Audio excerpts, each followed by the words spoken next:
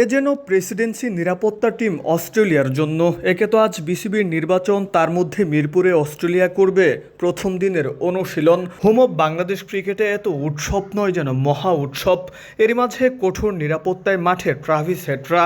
নিজের শেষ কার্য দিবসেও চমক তামিম ইকবালের। নিরাপত্তায় কোনো ছাড় নাই। এমন নিরাপত্তা পেয়ে কি অবাক টিম অস্ট্রেলিয়া?